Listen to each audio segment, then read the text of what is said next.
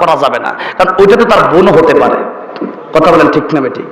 বাংলাদেশের ভিতরে আপনারা শুধু মনে করতেছেন যে অনেক পুলিশ ঘুষ খায়, না, অনেক পুলিশ সারা জীবন পুলিশের চাকরি করেছে, সারা জীবন চারমানি করেছে, সারা জীবন মেম্বরি করেছে, কিন্তু ভালো একটা বাড়ি নাই, ভালো একটা টয়লেট নাই, ভালো একটা সাপ্লাই কল নাই, এখনো কষ্ট করে কলের পানি খায়, এখনো কষ্ট করে সেই ভাঙ্গা টিনের বাড়িতে থাকে।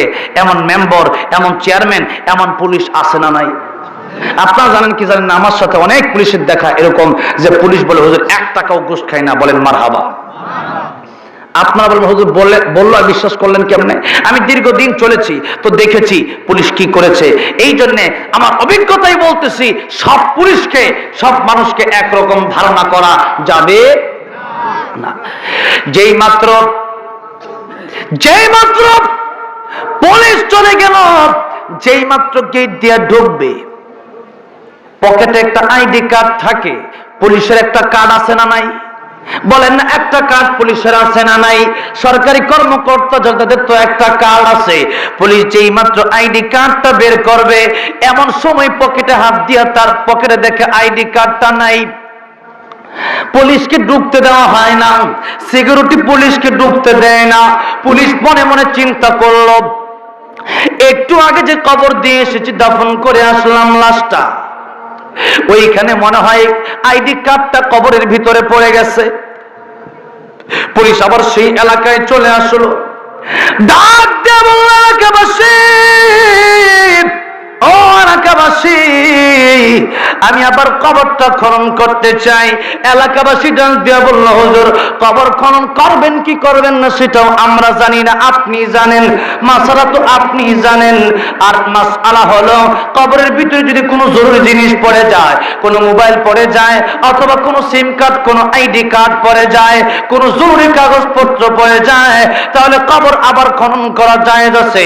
হুজুর জায়েজ যদি থাকে তাহলে কবরটা আপনি খনন করেন, কোনো সমস্যা নাই, কোনো সমস্যা নাই। হুজুর কবরটা খনন করলো খুব সাধারণ ভাবে। একটু লক্ষ্য করে দেখেন, হুজুর কবরটা খনন করলো সাধারণ ভাবে, কিন্তু যেই মাত্র কবর থেকে উঠতেছে, এমনি আল্লাহু আকবার বলে বলে কবর থেকে উঠতেছে, ডাক কেমন রাগবসে,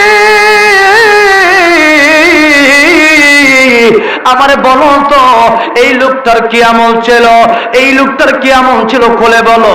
এলাকাবাসী ডাক দিয়ে বলতেছে, হুজুর আমল কে ছিল বলতে পারি না, আমরা এতটুকুই জানি লোকটা একটা গামছা বিক্রেতা ছিল।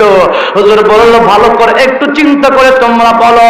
এলাকাবাসী ডাক দিয়ে বলল, হুজুর আমরা বলবো কেমনে, তার একটা মেয়ে সে বাড়িতে থাকে, তার কোনো বাবাও নাই, মাও নাই, তার ভাইও নাই, তার বোনও নাই, একটা মাত্র মেয়ে আছে। সেই মেয়েকে জিজ্ঞাসা করলে হয়তো আপনি জানতে পারবেন। লোকটা এবার তার মেয়ের বাড়ির সামনে গিয়ে ডাক দিল, মা, ও মা, দরজাটা একটু খুলে দাও।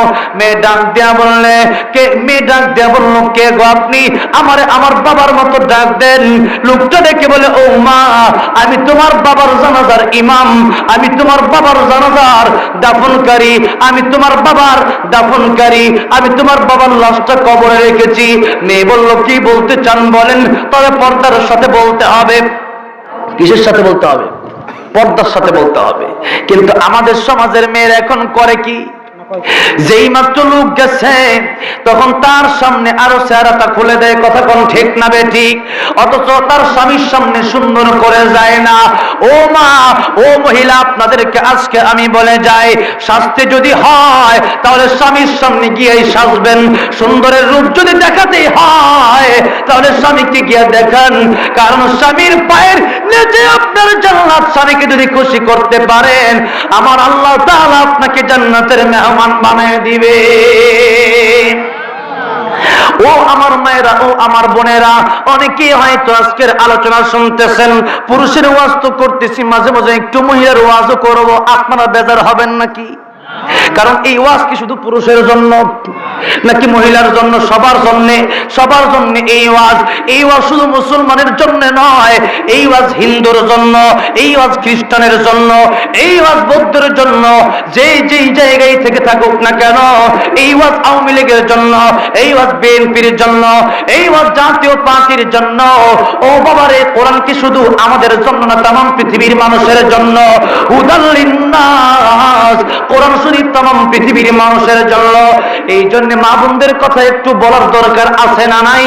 কারণ আজকে যত ফিতনা আমাদের সমাজে হচ্ছে এই মহিলাদের কারণেই হইতেছে।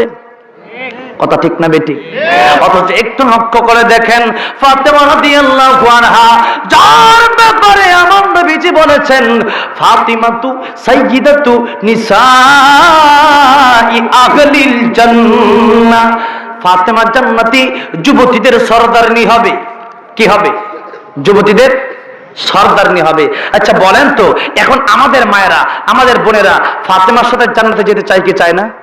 চায় কি চায় না? তারা চায়, কিন্তু কেমনে চায়? তারা পর্দা করে না। তো ফাতেমা রাদিয়াল্লাহু আনহা জান্নাতে যাবেন, জান্নাতে সরদারনি হবে দুইটা কারণে। আওয়াজ দিয়ে বলেন কয়টা কারণে? দুইটা কারণে। নাম্বার 1, ফাতেমা রাদিয়াল্লাহু আনহার পর্দা ছিল খাঁটি পর্দা। কি পর্দা? খাঁটি পর্দা। আচ্ছা, আমরা কোনো জায়গায় যখন কোনো জিনিস কিনি, তখন কি আমরা ভেজাল জিনিস কিনতে চাই না খাঁটি জিনিস? এই যে মাছ খাইতেছি, খাবার খাচ্ছি, এই খাবারগুলো যখন খাই তখন জিজ্ঞাসা করি যে নদীর মাছ না পুকুরের মাছ। কথা ঠিক না বেটে? আমি কার বাড়িতে খাওয়া দাওয়া করলাম আজকে?